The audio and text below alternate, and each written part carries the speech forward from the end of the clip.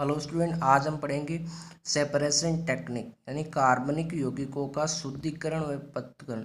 कैसे पता चलता है कि कौन सा कार्बनिक यौगिक है, उसके बारे में पढ़ेंगे। उसे बोलते हैं सेपरेशन टेक्निक। इसके अंदर क्या है, मान लो आपको एक कोई पात्र है, उसके अंदर ए प्लस बी कोई मिश्रण डाला हुआ है ए प्लस बी का।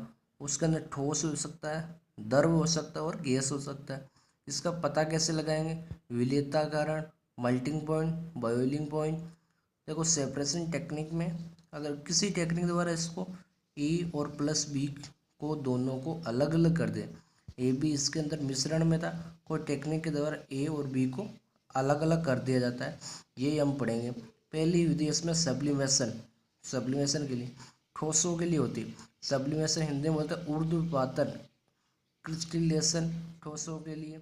डिफरेंशियल एक्सट्रैक्शन विभेदी निष्कर्षण, यह विलेयता पर निर्भर करती है, विलेयता के लिए। डिस्टिलेशन आसवन लिक्विड्स के लिए। और क्रोमेटोग्राफी जो सॉलिड, लिक्विड और गैस के लिए है। ये दो विधियाँ ठोसों के लिए, ये एक विलेयता के लिए।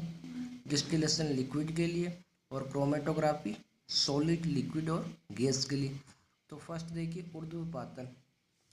ऊर्ध्वपातन में क्या अप्रोच, सॉलिड को अगर आप गर्म करते हैं तो गैस में बन जाता है सीधा, यानी लिक्विड नहीं बनेगा। ऊर्ध्वपातन में होता है सॉलिड से सीधा गैस। इससे दो या दो से अधिक solid organic compounds with non volatile impurities, यानी ऐसे दो या दो से अधिक सॉलिड ऑर्गेनिक कंपाउंड जो कि अवाष्पशील हो, जिनकी वाष्प नहीं बनती, अवाष्पशील हो, उन्हें ऊर्ध्वपातन द्वारा अलग किया जाता है। नॉन वोलेटाइल इम्प्योरिटीज अवाष्पशील, इसमें देखिए ये जो मैं 5 से बता रहा हूँ, ये ज़्यादा आता है, उनको याद कर लेना। कैम्फोर, जिसकी स्ट्रक्चर होती है ऐसी, यहाँ से सिंगल बॉन्ड या डबल बॉन्ड ऑक्सीजन और फिर ऐसी बनाई जाती है। और सेकंड है नेप्थलीन, जो दो बेंजीन को जोड़कर नेप्थलीन बोलते हैं इसको। एंथ्रासीन 3 बेंजीन के साथ। फिर है बेंजोक्विनॉन। बेंजोक्विनॉन बेंजीन मानती, बेंजीन नहीं है, बेंजीन में 3 बॉन्ड होते हैं, इसमें 2 बॉन्ड लगा दो और डबल बॉन्ड ऑक्सीजन और डबल बॉन्ड ऑक्सीजन, इससे बोलता है बेंजोक्विनॉन। एंथ्रोक्विनॉन, इसके समझना, 2 बेंजीन साइड में जोड़ दी, बीच में double bond oxygen, double bond oxygen. COOH benzoic acid, benzoic acid. और इंडिगो NH4Cl, NH4Cl, ये आपके साथ है, इनको याद रखना। Camphor, naphthalene, anthracene, benzoquinone, anthraquinone, benzoic acid, indigo, NH4Cl, ये सारे के सारे ऊर्ध्वपातन द्वारा अलग किए जाते हैं। ऊर्ध्वपातन विधि द्वारा इनको अलग किया जाता है सेपरेशन टेक्निक के अंदर, यानी कार्बनिकों का शुद्धिकरण के अंदर। अब सेकंड विधि देखिए। सेकंड है विभेदी निष्कर्षण। विभेदी निष्कर्षण में समझिए, इसमें विलेयता पर निर्भर करती है। अगर हम किसी पात्र के अंदर 2 ऑर्गेनिक कंपाउंड डाल दें, मतलब 2 कोई भी चीज़ें डाल दें, 2 सॉल्वेंट, ऑर्गेनिक कंपाउंड प्लस में H2O डाल दिया, एक तो डाल दिया ऑर्गेनिक कंपाउंड और एक H2O कैसा होता है? ध्रुवीय होता है। और ऑर्गेनिक कंपाउंड नॉन पोलर या अध्रुवीय। इसको एक पात्र में डाल दिया, कार्बनिक विलायक की उपस्थिति, किसमें, यानी कार्बनिक विलायक आपने मिलाया है, तो इसमें इस पात्र में ऑर्गेनिक कंपाउंड प्लस H2O तो हो जाएगा नीचे, और जो ऑर्गेनिक सॉल्वेंट मिलाया वो कहाँ जाएगा? ऊपर, B4। और आफ्टर में क्या हो जाएगा? जो ऑर्गेनिक कंपाउंड है उसमें ऑर्गेनिक सॉल्वेंट मिल जाएगा। ऑर्गेनिक सॉल्वेंट आपने मिलाया था, यहाँ पर था ऑर्गेनिक कंपाउंड प्लस में H2। अब ये ऑर्गेनिक कंपाउंड ऑर्गेनिक सॉल्वेंट में भी मिलेगा और H2O में भी मिलेगा, तो हम इसका पता लगा सकते हैं। फिर इस पात्र के अंदर क्या होता है? Equation solution of organic compound, organic compound का विलयन, यानी कार्बनिक की क्या बोलते हैं, कार्बनिक घटक का विलयन। अब देखो एग्जाम्पल में शुगर प्लस सॉल्ट है, शुगर प्लस सॉल्ट एक्वस के अंदर है। बेंजीन की उपस्थिति में शुगर प्लस बेंजीन प्लस में H2O प्लस सॉल्ट बन जाएगा। ये रिएक्शन समझ में आई? शुगर और सॉल्ट, शुगर कैसी कार्बनिक है, ऑर्गेनिक कार्बनिक है, शुगर प्लस सॉल्ट, बेंजीन को बचते हैं शुगर प्लस बेंजीन और H2O प्लस सॉल्ट। ये विभेदी निष्कर्षण हो गया, इतना ही है। ये नीट और जेई में मोस्ट इम्पोर्टेंट है। अब देखिए क्रिस्टलीकरण, क्रिस्टलीकरण में देखिए इम्प्योर ऑर्गेनिक सॉलिड है वो। क्रिस्टलीकरण किसके लिए किया जाता है? ठोसों के लिए किया जाता है ना, ठोसों के लिए। इम्प्योर ऑर्गेनिक सॉलिड यानी ये शुद्ध अशुद्ध है, इम्प्योर ऑर्गेनिक सॉलिड है, उसको आप ऑर्गेनिक सॉल्वेंट के साथ मिलाते हैं। ऑर्गेनिक सॉल्वेंट में क्या हो सकता है? कोई भी ऑर्गेनिक CH3 CH2 कोई भी क्रियात्मक समूह है ना, CH3 OCH3 ether ethyl ether, CHCl3 benzene ketone, CCl4 CH2 इसको मिलाया इसके साथ, ये बना सैचुरेटेड सॉल्यूशन। कैसा? Saturated solution. फिर इसको गर्म किया तो बनेगा हॉट सैचुरेटेड सॉल्यूशन, हॉट गर्म संतृप्त विलयन। फिर इसको ठंडा करते हैं तो यहाँ पर हॉट का साइन ऐसा होता है, ठंडा करेंगे तो इसको उल्टा साइन लगा था, ठंडा व क्रिस्टलीकरण करें तो प्योर ऑर्गेनिक कंपाउंड के क्रिस्टल प्राप्त हो जाते हैं। प्योर के अशुद्ध था, शुद्ध हो गया। इम्प्योर ऑर्गेनिक सॉलिड है, ऑर्गेनिक सॉल्वेंट मिलाएंगे तो सेचुरेटेड सॉल्यूशन बनेगा, संतृप्त विलयन। उसको गर्म करेंगे, ये किस पर है? रूम टेम्परेचर पर है। ईट रूम टेम्परेचर सेपरेटली सोल्यूबल, यानी रूम टेम्परेचर पर पूरा घुलनशील है। इसको हॉट सेचुरेटेड करते हैं, हॉट सेचुरेटेड सॉल्यूशन में तो ये सोल्यूबल हो, यहाँ पर घुल जाएगा। ठंडा व क्रिस्टलीकरण के कारण प्योर ऑर्गेनिक कंपाउंड के क्रिस्टल निकल जाएंगे। ये हो गया आपका क्रिस्टल। फिर है आसवन, डिस्टिलेशन। कंडीशन क्या है आसवन के अंदर? ये देखिए, यह विधि ऐसे दो लिक्विड्स के लिए उपयुक्त होती है जो आपस में परस्पर विलय हो किंतु अवाष्पशील अशुद्धियां रखते हो। आसवन किसके लिए होता है? द्रवों के लिए होता है। वैसे कंडीशन क्या है? यह विधि ऐसे दो लिक्विड्स के लिए होती है, प्रयुक्त होती है जो आपस में परस्पर विलय, आपस में घुलनशील हो किंतु अवाष्पशील अशुद्धियां रखते हो।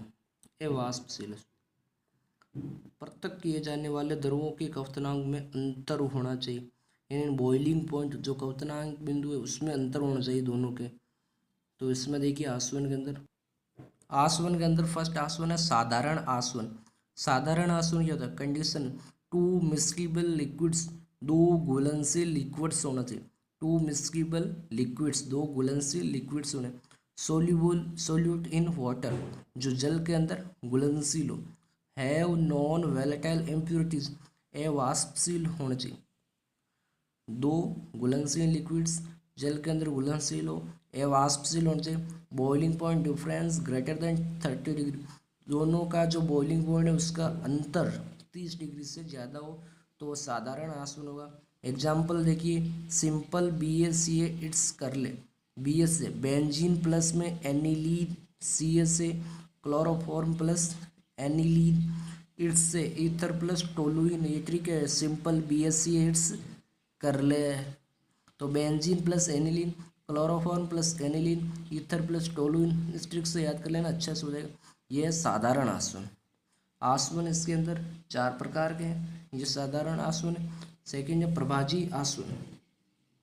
प्रभाजी आसवन में क्या है? टू मिस्सिबल लिक्विड्स, दो घुलनशील द्रव हो गए, सोल्यूबल इन वाटर, जल के अंदर क्या हो? घुलनशील।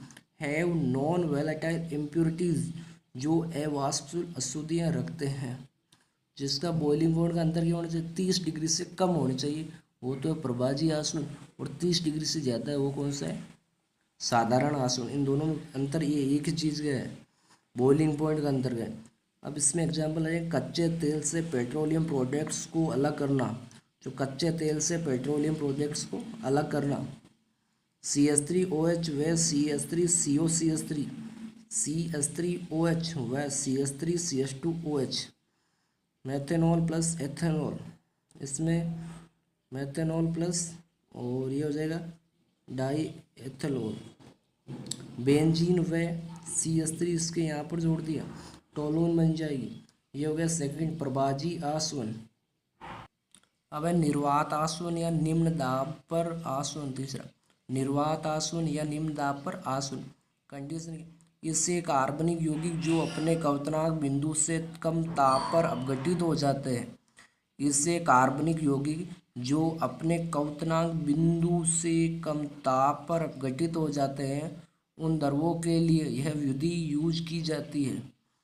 इसमें एग्जांपल में स्पेंट लाइट से ग्लिसरॉल, ग्लिसरीन को अलग करना, स्पेंट लाइट से ग्लिसरॉल और ग्लिसरीन को अलग करना।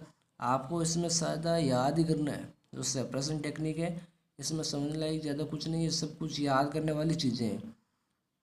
भाई इन्हें तो याद करना पड़ेगा, इनको क्या समझना, आपको समझना वो मैंने समझा दिया, इनको रट लेना, याद कर लेना। ये आती है जेई और नीट के अंदर लगभग सवाल आता है इनका हर बार। इससे कार्बनिक यौगिक जो अपने क्वथनांक बिंदु से कम ताप पर अपघटित होते हैं, उन्हें हम क्या कहेंगे, निम्न दाब पर आसवन ना, उन द्रवों के लिए विधि यूज। एग्जाम्पल हो गया स्पेंट लाइट से ग्लिसरॉल या फिर ग्लिसरीन को अलग करना। फिर फोर्थ, स्टीम डिस्टिलेशन, ये इंपॉर्टेंट है। स्टीम डिस्टिलेशन, भाप आसवन, भाप आसवन।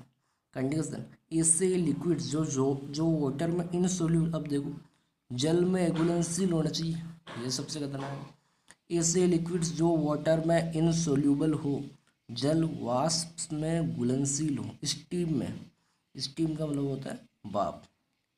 आपको धीमे धीमे इंग्लिश भी सीखनी चाहिए, क्योंकि अगर आप जेई के अंदर सिलेक्शन हो जाएगा तो कॉलेज में इंग्लिश ही पढ़ने पड़ेगा, इसलिए मैं इंग्लिश भी यूज करता हूँ।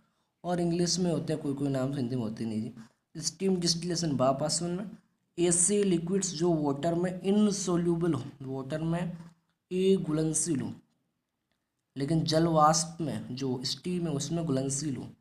एग्जाम्पल में आ जाएगा तारपीन का तेल, तारपीन का तेल होता है वो इसेंशियल ऑयल जो फूलों में मौजूद होते हैं, और तो वे पैरा नाइट्रोफिनॉल, एनिलीन, क्लोरोबेंजीन ज्वलनशील पदार्थ।